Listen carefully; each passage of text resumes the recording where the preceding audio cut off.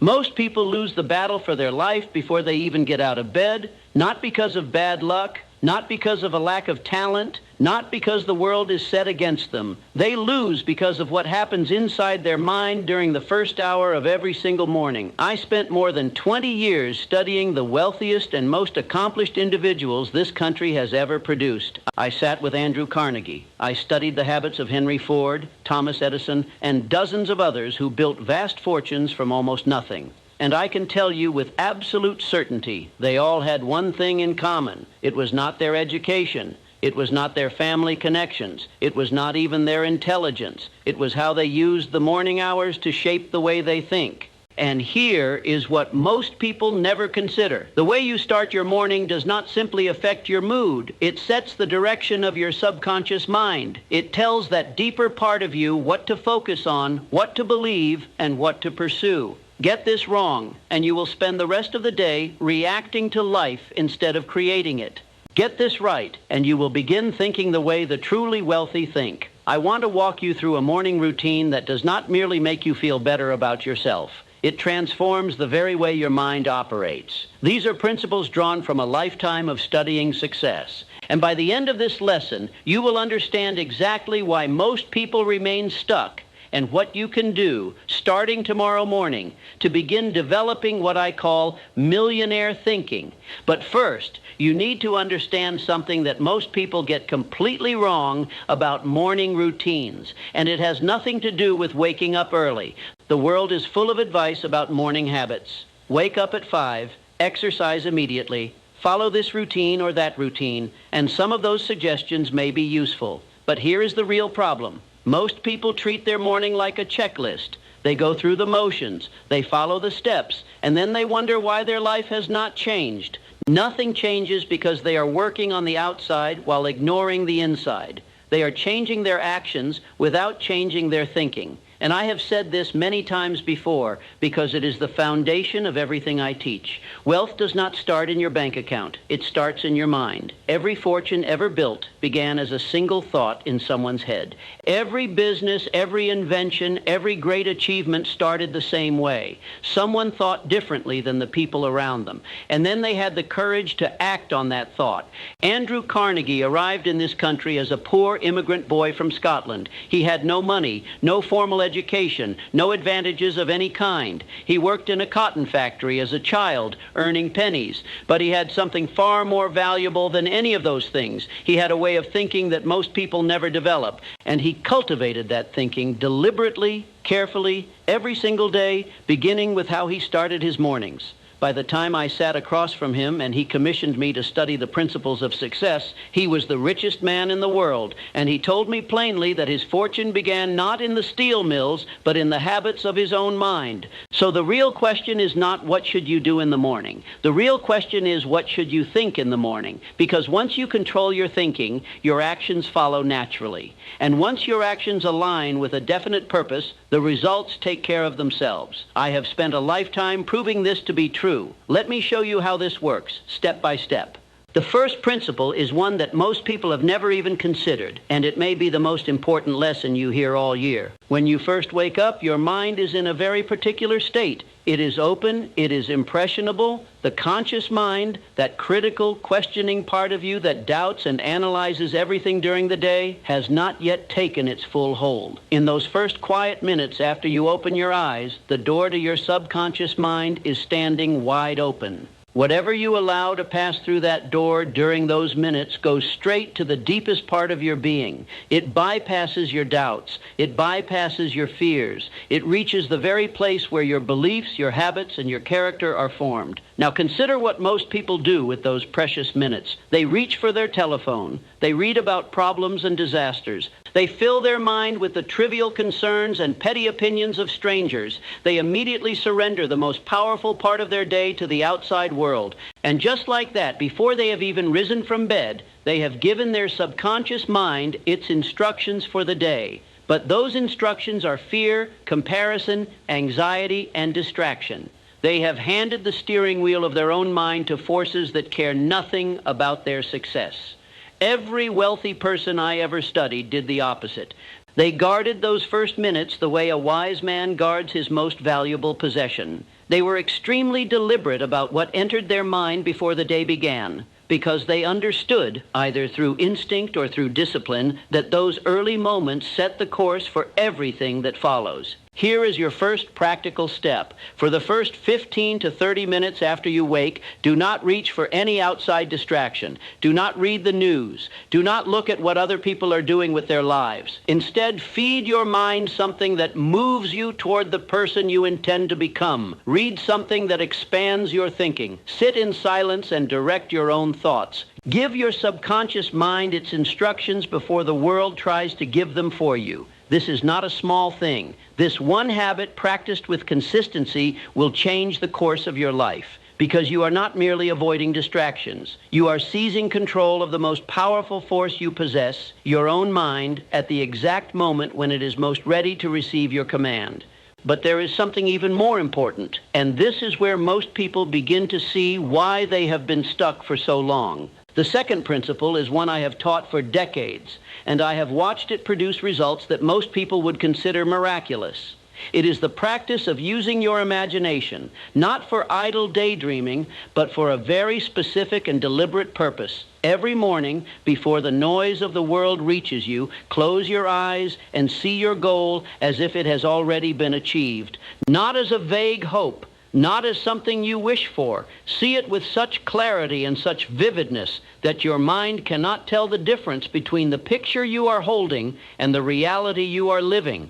I learned this from studying men who built empires. They all did this, whether they had a name for it or not. They held a burning desire in their mind, and they fed that desire with detailed, emotionally charged pictures of the outcome. They did not just think about wanting wealth. They saw themselves living the life that wealth provides. They felt the satisfaction. They felt the freedom. They experienced the emotions of achievement before the achievement arrived. Why does this work? Because the subconscious mind responds to images and emotions far more powerfully than it responds to words or logic. When you consistently present it with a clear picture of what you want, combined with the deep feeling of already having it, you set into motion forces that most people never tap into.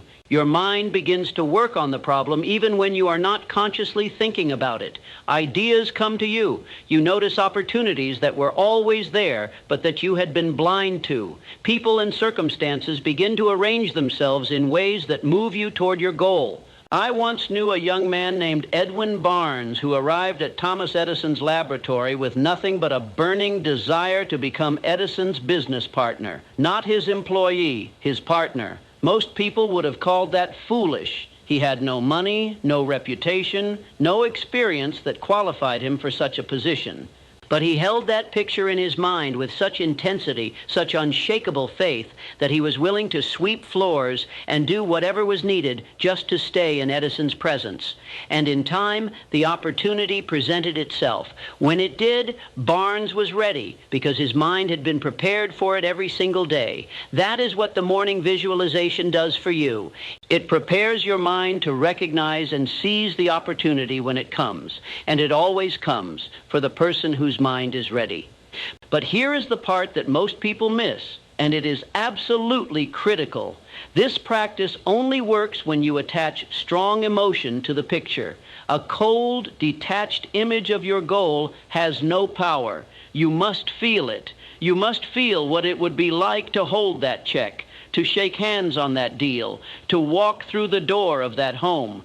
The feeling is the force that drives the image deep into your subconscious mind, where it can do its work. Spend 5 to 10 minutes every morning with this practice. See your life the way you intend it to be. Feel it completely, and then carry that feeling with you into the day. Over time, you will find that your mind begins working for your success the way it once worked against it.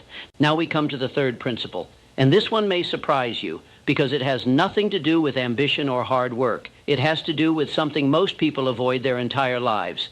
Every person carries within them a set of beliefs about money that were planted long before they ever earned a dollar. These beliefs were handed to them in childhood by parents, teachers, neighbors, and the general atmosphere of the world they grew up in. And here is the danger. Most people never examine these beliefs. They simply accept them as truth and live inside them like a bird lives inside a cage, never once testing whether the door is actually locked. Beliefs such as money is the root of evil, wealthy people cannot be trusted, it is noble to be poor, people like us do not become rich, you must sacrifice your happiness to earn a good living. I can tell you from personal experience, these beliefs have destroyed more dreams than any external obstacle ever could. I have watched people with tremendous ability, genuine talent, and real opportunity fail to achieve anything of significance, not because the world denied them, but because their own beliefs denied them first. Their subconscious mind, loaded with these inherited ideas, quietly sabotaged every step forward they tried to take. This lesson transformed the way I understood success. It is not enough to want wealth. It is not enough even to work for it. You must believe at the deepest level of your being that you deserve it and that it is good. Without that belief, your subconscious mind will find a way to take away whatever your conscious effort manages to build. The morning is the ideal time to examine these beliefs. Each day, after your visualization, take a few honest minutes to ask yourself what you truly believe about wealth. Not what you say you believe, not what you think you should believe, what you actually believe when no one is watching. Where did that belief come from? Is it based on the experience of someone who actually achieved financial independence? Or did you absorb it from someone who spent their whole life struggling?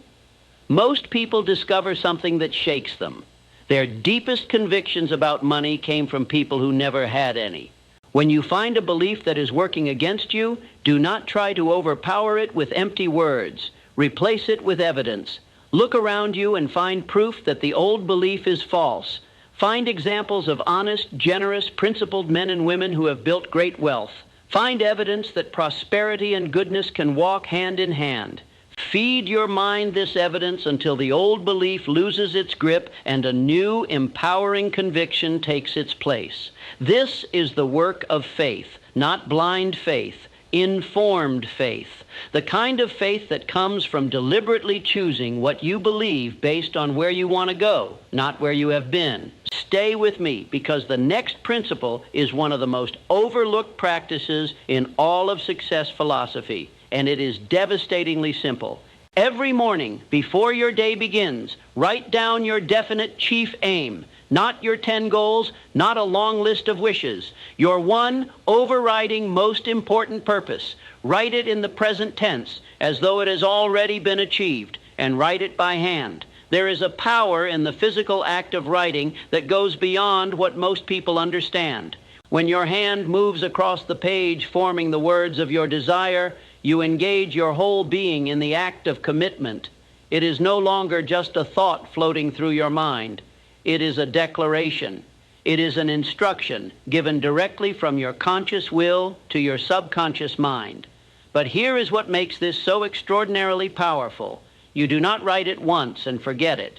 You write it every single morning, the same purpose, the same definite statement, day after day, week after week. Why? Because repetition is the principle of autosuggestion. One exposure does almost nothing, but consistent daily repetition, charged with emotion and belief, gradually transforms a mere wish into an unshakable conviction. And once you truly believe in your purpose with your whole heart, every part of you begins moving toward its fulfillment. I have watched men and women who struggled for years experience a sudden breakthrough within months of beginning this single practice. Not because there is anything magical about writing a sentence, but because the daily act of declaring your purpose with feeling and intention forces your subconscious mind to accept it as real. It moves your goal from the realm of perhaps someday into the realm of this is certain. And that inner shift, that movement from hope to conviction, changes everything about how you think, how you act, and what you attract. Write your definite chief aim every morning. Make it specific. Attach a clear amount to it if your aim involves money. State the service you intend to give in return for that amount. Write it as if it is already accomplished. And feel every word as your hand moves across the page. Now, the fifth principle is the one that separates the genuinely wealthy from those who merely chase money. And most people resist this idea when they first hear it. The wealthiest individuals I studied did not begin their mornings thinking about what they could get. They began by thinking about what they could give. I know this sounds like the opposite of what you might expect in a lesson about building wealth, but this is one of the great truths that poor thinkers never grasp. Wealth is always, without exception, the result of service. The person who finds a way to serve the greatest number of people in the most effective way will always be rewarded far beyond the person who spends their energy trying to take from the world. Andrew Carnegie did not set out merely to become rich. He set out to produce the finest steel at the lowest cost, to serve an entire nation's need for building and progress. The fortune was a consequence of the service, not the other way around. Henry Ford did not simply want money. He wanted to put an automobile within the reach of every ordinary working family in America. The money followed the service like a shadow follows the body. So every morning, make it a habit to ask yourself one honest question. How can I be of greater service today? How can I create more value for the people I serve? How can I solve a larger problem? When you begin your day with this question, something remarkable happens inside your mind. You shift from a posture of want to a posture of contribution. And here is the secret most people miss. The giving posture is the one that produces wealth. Because when your focus is on serving, you stop being paralyzed by fear of competition, fear of failure, or doubt about your own worth. All of your mental energy flows toward creating something genuinely useful, something the world needs. And the world always compensates those who supply what it needs. I remember asking Henry Ford what he thought about most during his early morning hours. He did not say profit. He did not say competition. He said he thought about how to make his product better and more affordable for the ordinary family. He was obsessed, not with taking money from the public, but with giving them something of such obvious value that the money could not help but follow. That single focus, that orientation of his mind toward service, is what separated him from the dozens of other automobile makers who came and went while Ford endured. Train yourself every morning to think first of service, not out of obligation or guilt, but because service is the most reliable, most lasting, and most honorable path to real prosperity. Here is where everything changes, because the sixth principle is one that almost no one practices, and it may be the most uncomfortable one I will share with you today, but I have seen it produce faster results than nearly anything else. Every morning, spend a few quiet minutes facing your fears, not to worry, not to dwell, but to look your fears directly in the eye with calm honesty. I have observed that the majority of people spend their lives in retreat from fear. They avoid thinking about what frightens them. They busy themselves with distractions, and as a result, their fears grow stronger in the darkness. Fear of poverty, fear of criticism, fear of failure, fear of old age, fear of losing what little they have. These are the enemies that live inside the mind, and they do not weaken when you ignore them. They only grow bolder. The successful men and women I studied handled fear very differently. They looked at it squarely. They examined it calmly. They asked themselves, what exactly am I afraid of? What is the worst that could actually happen? And if it did happen, could I recover? I remember studying one man who wanted desperately to leave his position and start his own enterprise. For 3 years, he did nothing, not because the opportunity was lacking, because the fear of poverty had him by the throat. He was terrified of losing his steady income. He imagined his family suffering, his reputation ruined, his savings gone. These pictures played in his mind every single day, and they kept him frozen.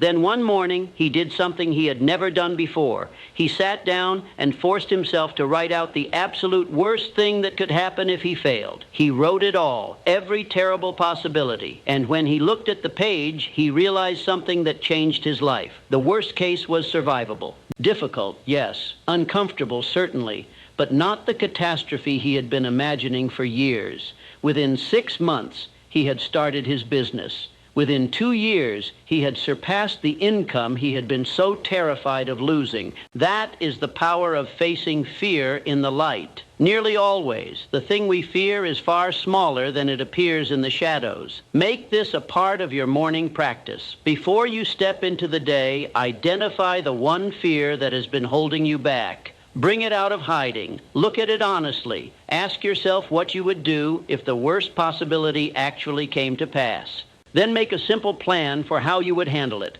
Once you have a plan, the fear loses most of its authority over you. It may not vanish entirely, but it shrinks enough for you to act. And action in the presence of fear, that is what I call courage, not the absence of fear, the decision to move forward despite it. Courage is one of the most essential qualities of every person who has ever achieved anything worth having.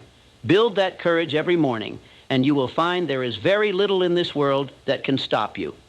Now, the seventh principle is one I have perhaps not stressed enough in my previous teachings, and yet it may be one of the most critical. It is certainly one of the biggest reasons why otherwise talented and intelligent people remain poor. Every morning you must deliberately protect your mind against the influence of negative and destructive thinking from the people around you.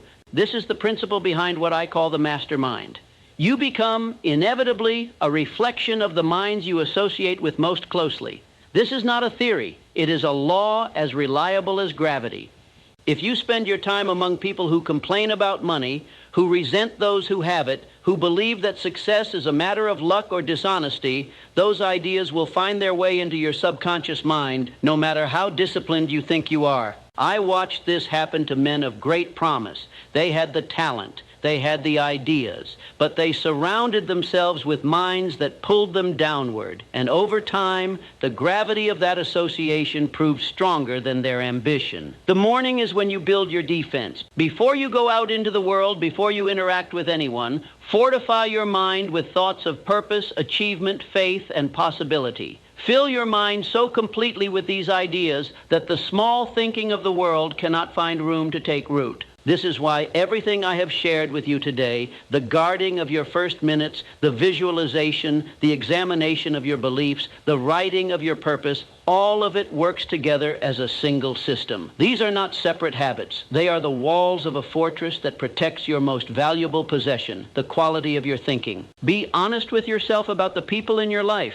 If someone consistently leaves you feeling smaller, less capable, or less hopeful about your future, that influence is costing you far more than you realize. You need not create conflict. Simply and firmly limit the time you spend absorbing their ideas, and increase the time you spend in the company of minds that challenge you to grow. The men and women who build lasting wealth are always deliberate about their associations. Not from arrogance, from wisdom. They understand that the mind is like fertile soil. Whatever seeds are planted in it will grow, and they refuse to let someone else's weeds choke out their harvest. The eighth and final principle is the one that brings everything together, and without it, all the others are merely pleasant exercises. You must take action every single morning, before the demands of the day carry you away. Not overwhelming action, not exhausting effort. One clear, purposeful step toward your definite chief aim.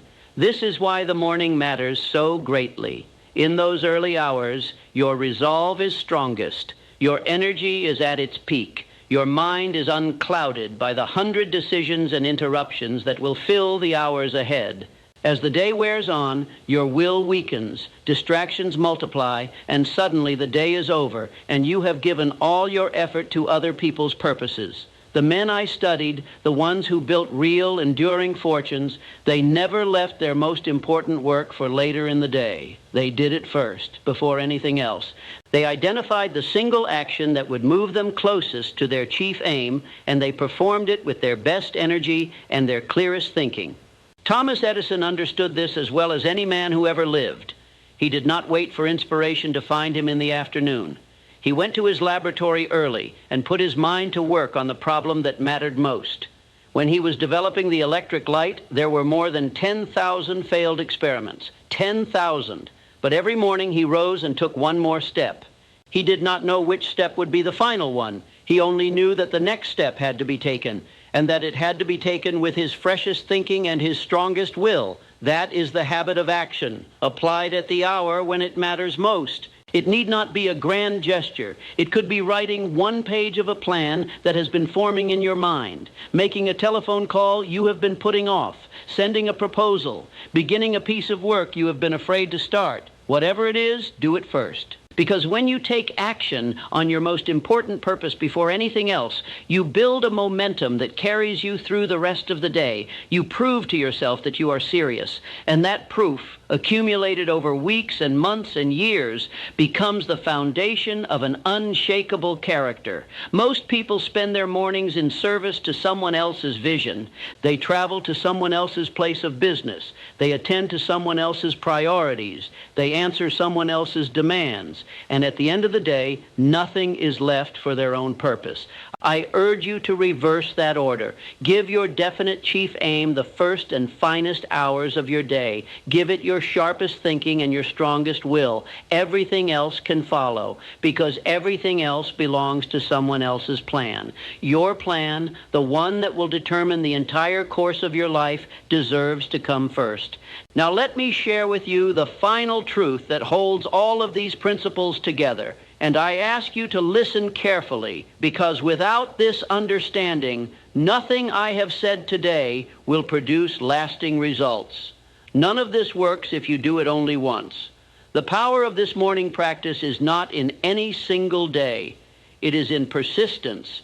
It is in the quiet, steady, unbroken repetition of these habits day after day, week after week, month after month, even when you see no immediate evidence that anything has changed, especially when you see no evidence. Most people will try this for a few days, perhaps a week. They will not see dramatic results, and they will stop. They will return to their old habits of reaching for distractions, drifting into the day without direction, and wondering why nothing in their life ever improves. But the ones who achieve real and lasting wealth, they are the ones who kept going. They visualized on the mornings when they felt foolish. They wrote their purpose on the mornings when doubt whispered that it was pointless. They faced their fears on the mornings when everything in them wanted to pull the covers over their head and hide. I have said it before, and I will say it until my last breath. Persistence is to the character of man what carbon is to steel. Without it, nothing holds. With it, nothing can break you.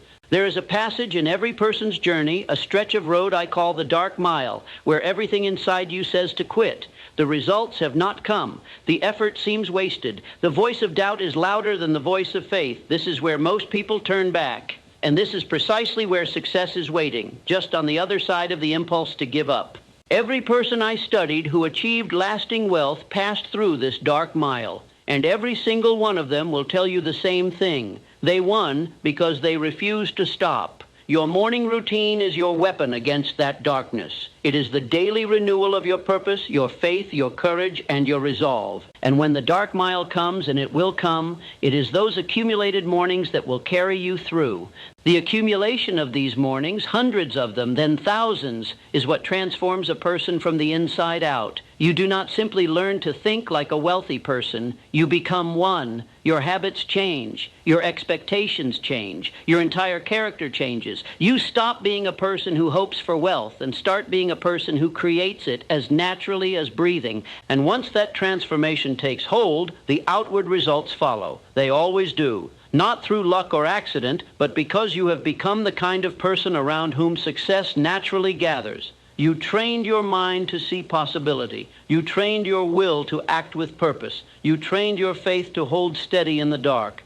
And all of that training happened in the quiet hours before the world stirred. Let me leave you with this thought. 20 years from now, you will look back at your life.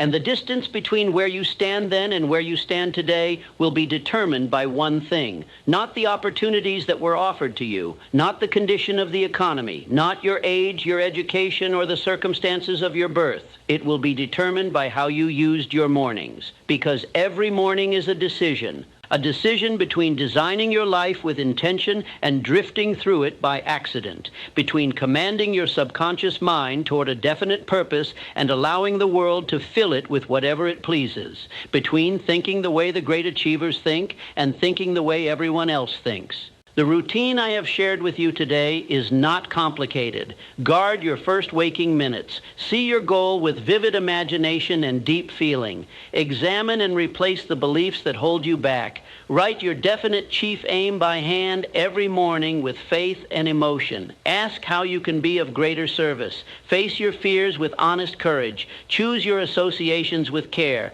and take one clear, decisive action toward your purpose before the world pulls you in 100 other directions. It is simple, but never confuse simple with easy. Easy is what the majority seek. Simple, practiced with persistence, is what builds fortunes. Begin tomorrow morning, not next week, not when conditions are right. Tomorrow. Rise 30 minutes earlier. Set aside every distraction. Sit with your own thoughts and begin the work of becoming the person you were born to be. The life you desire is not hiding somewhere in the distant future. It is waiting for you to think your way toward it, to believe your way toward it, to act your way toward it. And there is no better time to begin than in the first quiet hour of every new day. If this lesson helped you, subscribe to Napoleon Mindset for more timeless principles of success and wealth.